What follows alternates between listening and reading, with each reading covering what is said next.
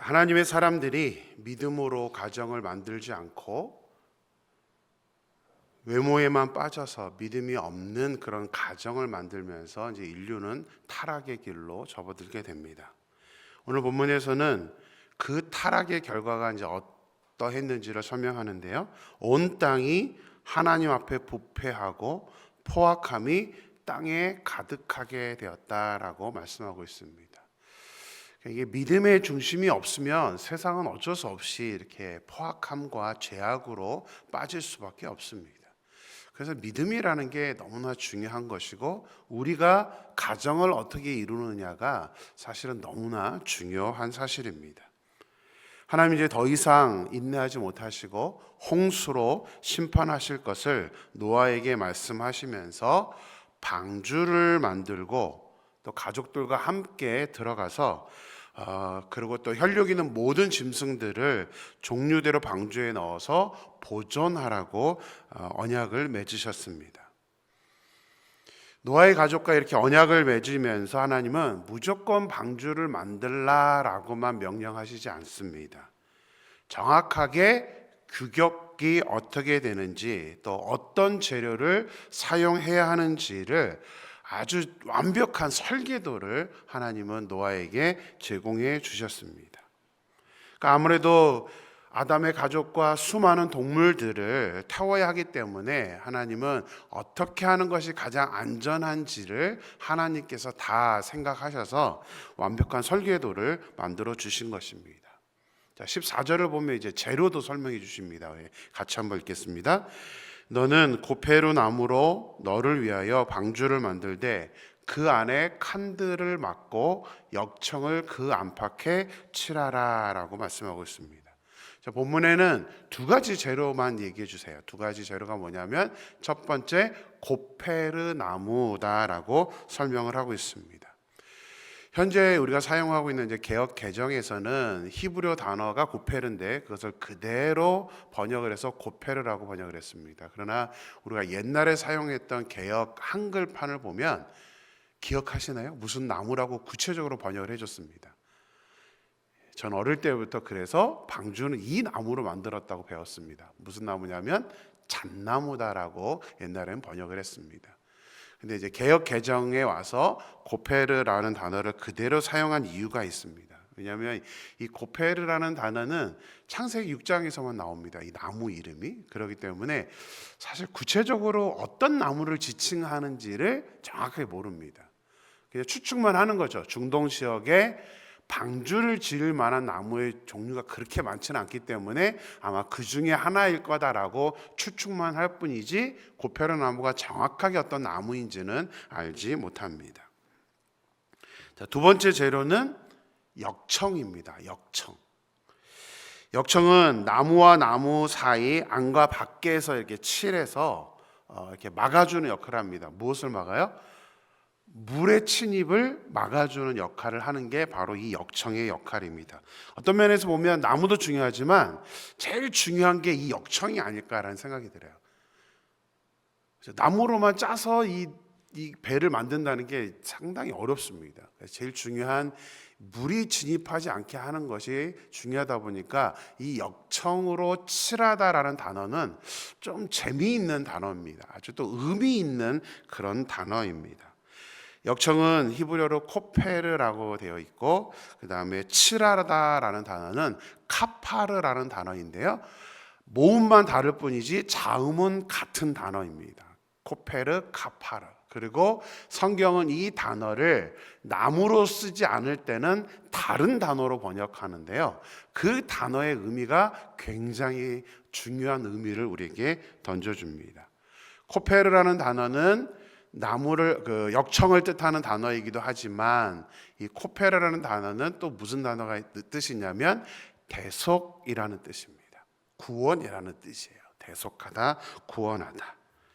그 다음에 카파르, 칠하다라는 동사 카파르 단어는 여기서는 이제 칠하다라는 단어의 뜻이지만 또 다른 본문에서는 속죄하다, 대속하다라는 의미를 가진 단어입니다. 본문에서는 그냥 나무에다가 역청을 칠하는 거다 보니까 역청으로 칠하다 이렇게 번역을 해놨지만 이것을 또 다른 의미로 번역한다면 대속하여 주다라는 의미로 번역을 할 수 있습니다. 속전으로 대속해 주다. 이렇게 단어의 의미를 살피다 보면 이제 중요한 영적인 교훈을 깨닫게 됩니다. 저는 이 단어를 이렇게 공부하면서 역청으로 칠하는 게 왜 속전으로 대속하다는 뜻으로도 번역이 될까? 이제 그 생각을 저는 해봤습니다. 자, 역청으로 칠하는 것이 외부에서 물이 들어오지 못하게 막아주는 역할을 하는 것처럼 우리가 속전으로 대속함을 받게 된다면 우리가 더 이상 외부의 영향을 받지 아니하고 우리가 온전히 그 구원의 의미로만 살아갈 수 있다는 것을 저는 오늘 본문 말씀을 통해서 깨닫게 되었습니다. 다시 말하면 우리를 대속해 주신 속전은 이제 예수님이죠. 예수님으로 칠해진다면, 예수님으로 우리가 대속해진다면 우리는 더 이상 외부의 영향, 밖의 것, 세상의 것에 침투당함을 당하지 아니하고 우리가 온전히 방주 안에서 보호함을 받을 수 있는 그런 하나님의 사람이 된다는 것입니다. 그래서 더 이상 세상의 가치관, 또 내 가치관이 아니라 하나님의 그 구속의 가치관으로 우리가 살아갈 수 있다는 것이 오늘 방주의 단어를 보면서 제가 깨닫게 되었던 그런 부분입니다.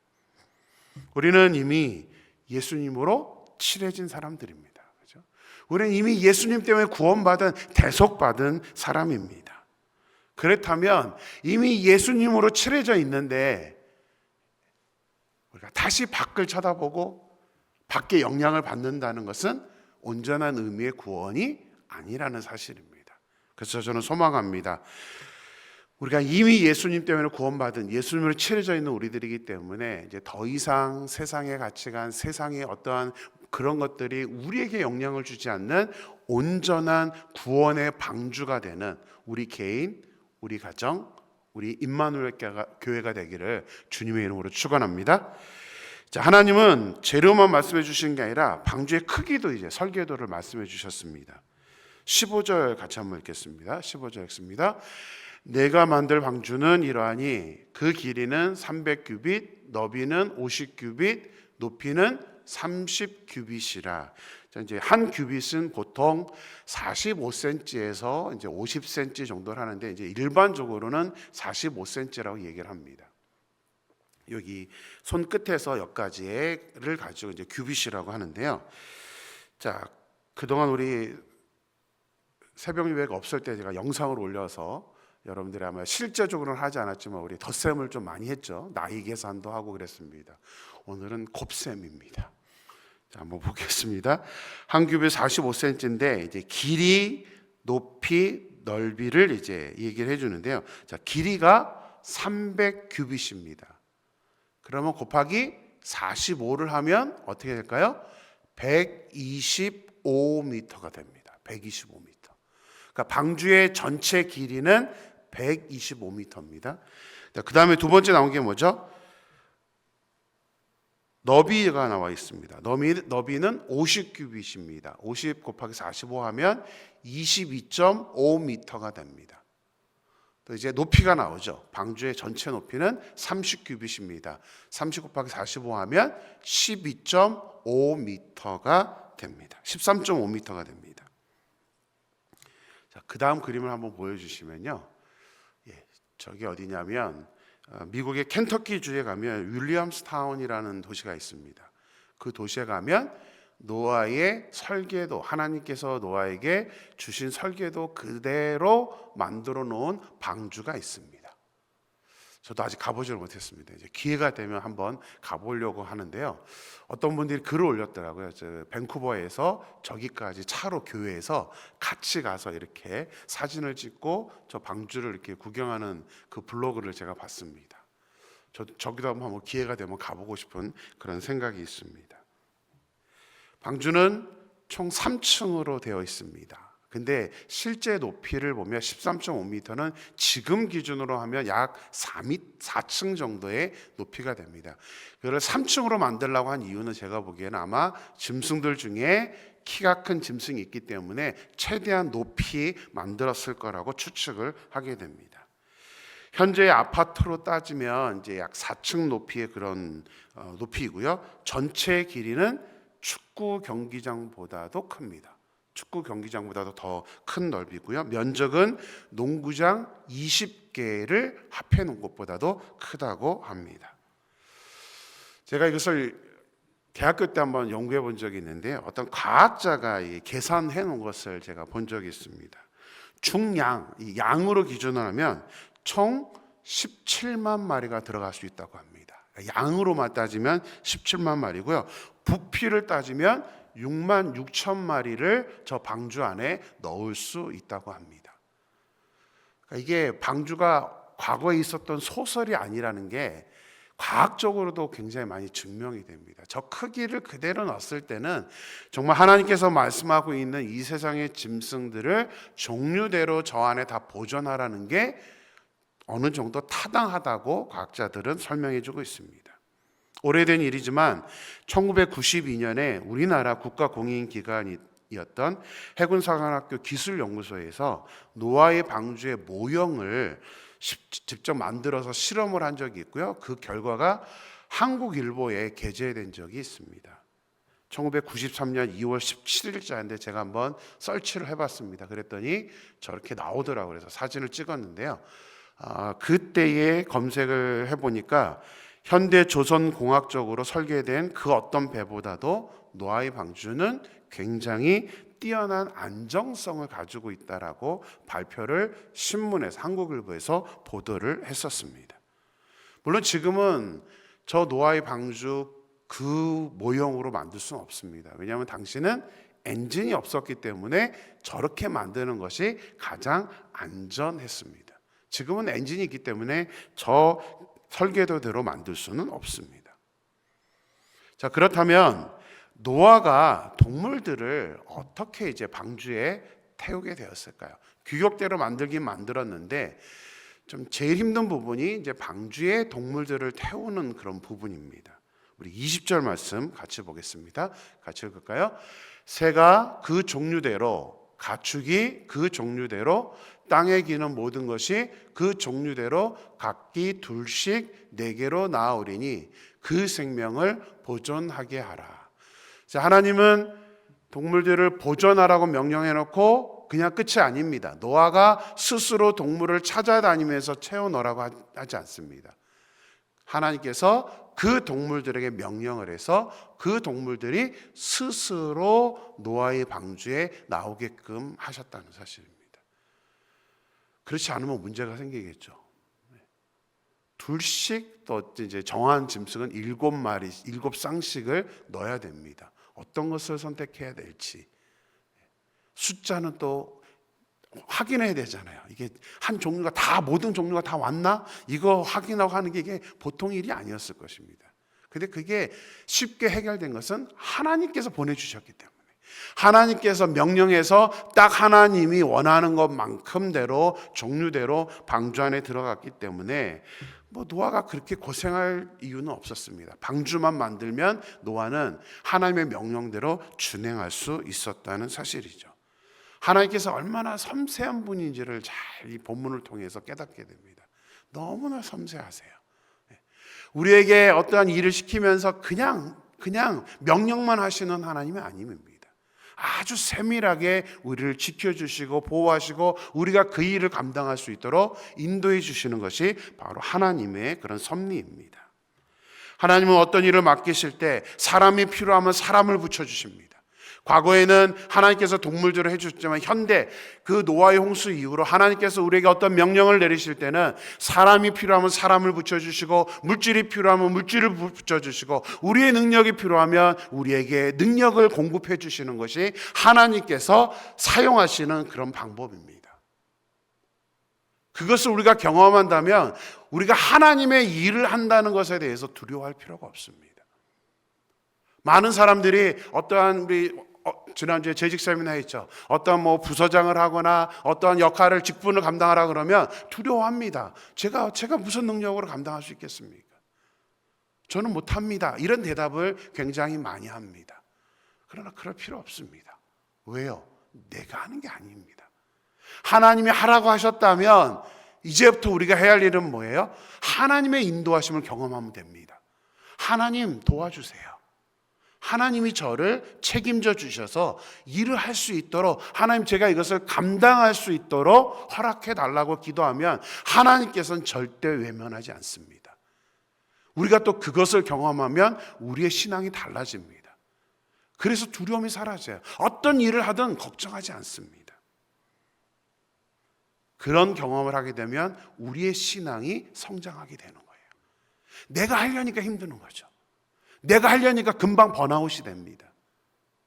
내가 아니라 하나님이 공급하심을 경험하게 되면 우리는 그 공급함 안에서 우리는 더 성장하면서 하나님 역할을, 하나님 주신 그 감당하는 일들을 할 수 있다는 사실입니다. 제가 임마누엘 교회 부임하기 전에 가장 먼저 기도하면서 계획했던 것이 있습니다. 그것이 바로 자체적으로 큐티책을 만드는 것이었습니다. 계속 하나님께 기도했습니다. 저는 임마누엘 교회가 아니더라도 어느 교회를 가든 이것을 놓고 기도했습니다. 사역을 준비하면서 계속 하나님 앞에 하나님 자체적으로 좀 큐티책을 만들 수 있게 해달라고, 그래서 그걸로 새벽 예배에 말씀을 전할 수 있게 해달라고 그렇게 기도를 했습니다. 부임이 최종적으로 결정되고 나서 저는 너무 감사했던 게 우리 한 집사님이 저에게 연락을 왔습니다. 물론 이제 전사님께서 이렇게 도움을 주셨는데요. 디자인을 하시는 분이 계시다는 거예요. 사실 그동안 제가 어느 교회 가든 이 디자인하는 사람이 없어서 굉장히 고민을 많이 했었거든요. 힘들었습니다. 근데 디자인을 해주시는 분이 계시다면서 또 이제 개별적으로 연락을 했더니 목사님 원하시는 거 다 하십시오 그러더라고요. 저는 그 말이 너무너무 감격했습니다. 목사님이 원하는 거 다 하세요. 제가 다 도와드리겠습니다. 물론 디자인이나 잘 만든 큐티책이 얼마든지 많이 있습니다. 지금 한국교회가 쓰고 있는 큐티가 한 대여섯 종류가 되는데, 제가 이게 큐티책을 만들려고 이제 인쇄소랑 이런 데를 알아봤더니 대부분 제가 아는 분들이 저한테 그래요. 목사님 왜 그렇게 고생을 해요? 그냥 있는 거 사서 쓰세요. 경제적으로도 그것이 더 편합니다. 목사님 이거 큐티책 스스로 만들고 편집하려고 그러면 어차피 디자인은 한다 하더라도 그 내용 자체는 목사님이 다 만들어줘야 되는데 뭐하러 그렇게 고생하세요? 저한테 그런 말들을 많이 하셨습니다. 최종적으로 인쇄소 결정할 때도 안 하겠다는 거예요. 다른 데 알아보라고. 아는 장로님께서 다른 데 알아보세요 그러더라고요. 그래서 결국은 제가 그냥 다른 곳을 알아봐서 이제 인쇄를 하게 됐습니다. 제가 큐티책을 만들려는 두 가지 이유가 있습니다. 하나는 좀 더 깊이 있게 묵상을 여러분들에게 드리고 싶어서입니다. 기존에 나와 있는 것들이 아무래도 여러 대상자들을 하다 보니까 내용들이 조금 제너럴한, 그러니까 너무 깊이 있게 가지를 못합니다. 그렇기 때문에 제가 가능하다면 좀 더 깊이 있게 설명을 하고 싶은 그런 욕심이 저에게 있었습니다. 또 하나는 큐티책만이 아니라 우리 임마누엘 교회 여러 성도님들의 개인들의 이야기까지도 실었으면 하는 마음이 있었습니다. 큐티만 기록하는 것이 아니라 우리 임마누엘 교회만의 어떤 여러분들의 고백, 평상시 알지 못했던 사람들의 어떤 생각, 그들의 경험, 이런 내용들도 싣고 싶었던 그런 마음이 저에게 있었습니다. 그런데 감사하게도 우리 디자인하는 집사님만 계신 것이 아니라 우리 빨리 부원들이 채워져서 자원하여서 첫 1월 2호로를 만들게 되었습니다. 물론 상황은 너무 어려웠습니다. 제가 12월 1일 날 위임식을 했기 때문에 이거를 만들어서 이 캐나다까지 배송해 온다는 것이 사실은 물리적 시간으로는 불가능한 시간이었습니다. 거기다 또 우체국 파업이 있었죠. 누가 보더라도 안 된다 그랬어요. 누가 봐도 안 된다. 근데 저는 계속해서 하나님께 기도했습니다. 되고 안 되고는 인간이 결정하는 게 아니라 하나님께서 결정하실 겁니다. 저는 우리 1월 1일부터 반드시 이 큐티 나갈 겁니다. 하나님께서 알아서 해주세요라고 저는 하나님께 매달렸습니다. 하나님은 하고자 하는 마음을 주셨습니다. 나아가 시작할 수 있도록 사람을 붙여주셨다는 것이 저는 은혜이고 감격입니다. 그래서 앞으로 더 기대가 됩니다. 저는 우리 임마누엘 교회 와서 너무너무 감사한 것이 많습니다. 무엇을 하려고 마음먹으면요 다 준비가 돼 있습니다. 제자훈련 이 교재마저도 만약에 한국에서 만들어 오려고 그러면 많은 재정이 들어갑니다. 근데 깜짝 놀랐어요. 1층 복사실에 갔더니 다 준비되어 있더라고요. 그냥 하면 돼요. 모든 게 다 구비되어 있다는 사실에 저는 너무너무 감격을 하면서 맨날 그거를 만들고 있는데, 제가 청년 때부터 하던 일을 지금 담임 목사가 돼서도 제가 직접 만들고 있습니다. 근데 저는 감격해요. 감사해요. 달력에 이름이 없어서 그거 스티커 붙이면서도 감사해요. 토요일 날 또 여러분들이 어하나 하면서 이 달력을 그 앞에서 애들 교육하는 분들 빼고 막 음식 준비하는 분들이 그걸 다 옆에서 붙여주시는데 저는 막 눈물이 나더라고요. 너무 기뻤습니다. 우리 임마누엘 교회가 너무 자랑스러웠습니다. 이 경험이 앞으로 우리 임마누엘 교회 모든 사람들의 경험이 되었으면 하는 그런 소망이 있습니다. 앞으로 우리 임마누엘 교회 모든 분들도 여러분들이 무슨 일을 어떤 하나님을 위해서 우리 교회 일을 위해서 어떤 일을 하고자 했을 때에 두려워하지 않기를 저는 소망합니다. 그냥 하나님 저 하고 싶어요 라고 하면 우리가 같이 회의해서 그 일들을 하나씩 진행할 때 그 누가 반대하더라도 그것이 우리 교회를 위한 일이고 하나님을 위한 일이라면 저는 주저하지 않겠습니다. 무엇이든 할 각오가 되어 있습니다. 저는 또 그렇게 밀고 나갈 것입니다.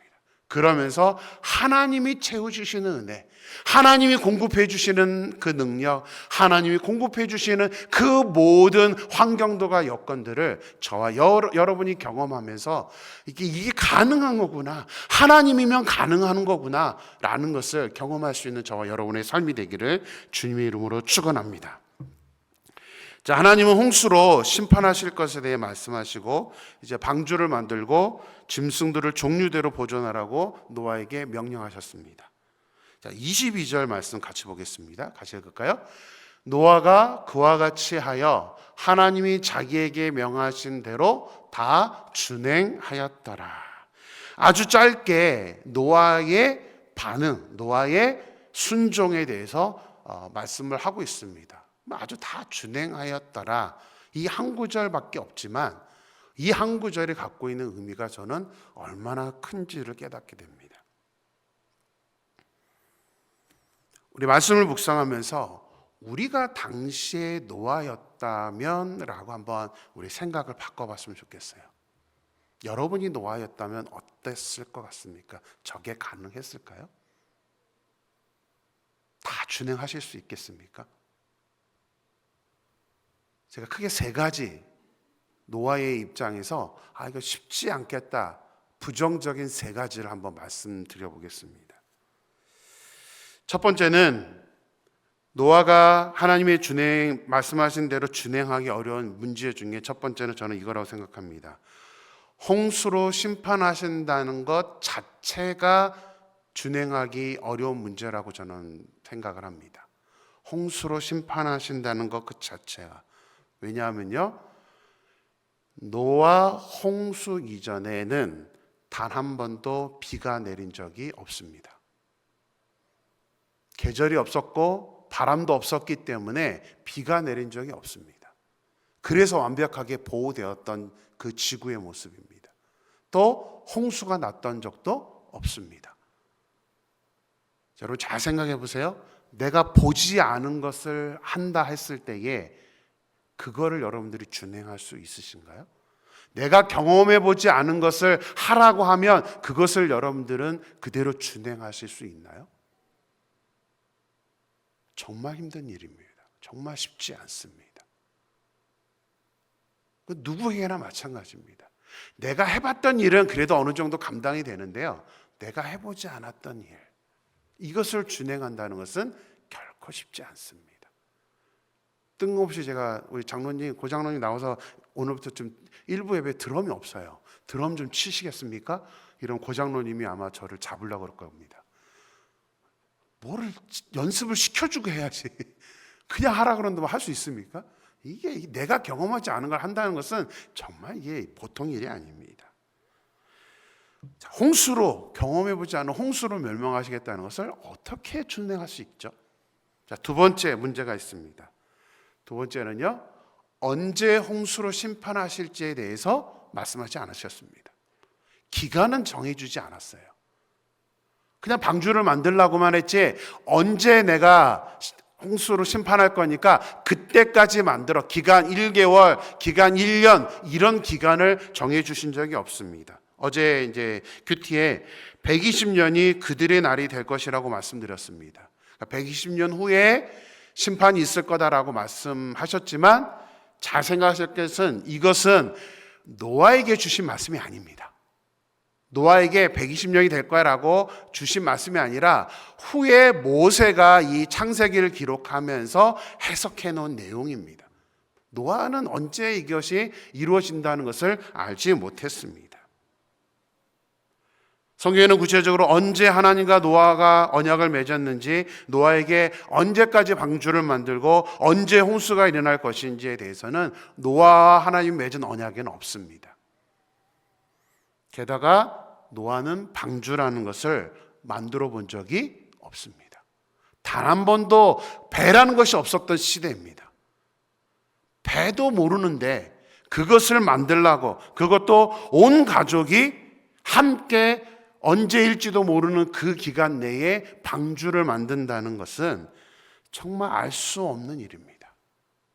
그것을 노아가 준행했다?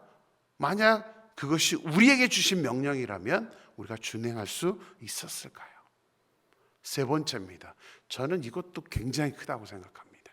세 번째는 다른 사람들의 시선입니다. 다른 사람들의 시선.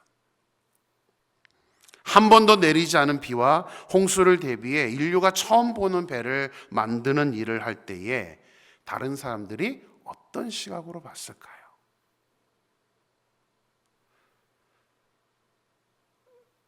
제가 뉴저지에 있었던 그 지역에 그 랑캐스터라는 지역이 있습니다. 물론 이제 필라델피아인데요. 거기에서 이제 하는 뮤지컬이 있는데 거기서 이 뮤지컬을 봤을 때도 이 노아 용서라는 뮤지컬이 있는데요. 거기 보면 사람들이 와서 조롱합니다. 노아한테. 저 바보들 저 뭐 하는 짓이냐. 이상한 거 만들고 있고. 과거나 현재나 다른 사람들의 말과 시선은 견디기 힘든 일입니다. 우리 연예인들 보세요. 직접 말을 듣는 게 아니라 그냥 댓글만 보고도 견디다 못해서 결국 생을 마감하는 연예인들이 굉장히 많습니다. 이 다른 사람들의 말이라는 게 너무나 어려운 그런 스트레스입니다.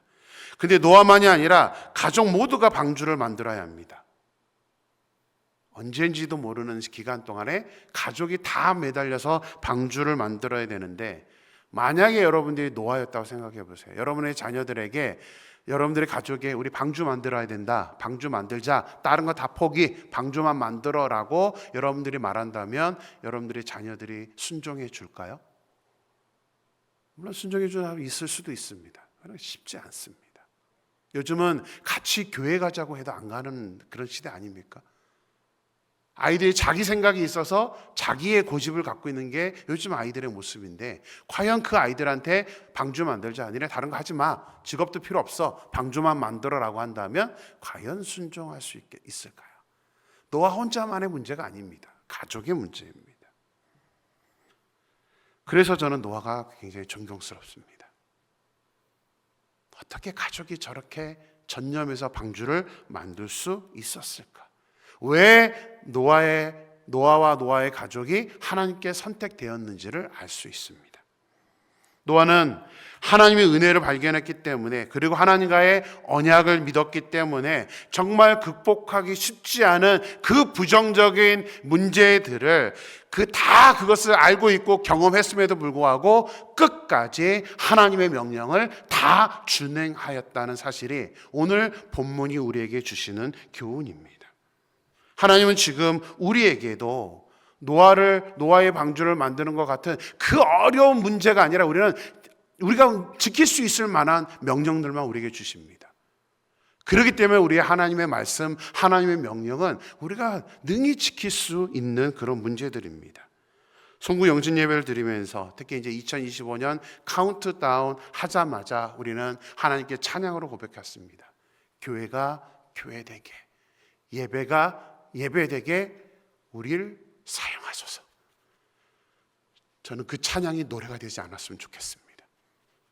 우리 임마누엘교회 모든, 지금 이 자리는 없지만 유튜브를 통해서 이 예배를 같이 참여하는 우리 모든 임마누엘교회 성도들, 오늘은 아닐지라도 언젠가라도 함께 이 말씀을 들을 우리 모든 성도님들이 우리가 고백했던 그대로 교회가 교회되고 예배가 예배되는 그 모습에 우리를 사용해달라는 그 찬양의 고백을 잊어버리지 아니하고, 무엇보다도 우리 모든 성도님들이 예배의 자리마다 나와서 하나님의 말씀을 온전히 준행함으로 말미암아 진정한 부흥의 날을 위하여서 우리가 쓰임받게 되는 우리 모두가 되기를 주님의 이름으로 축원합니다. 기도하겠습니다.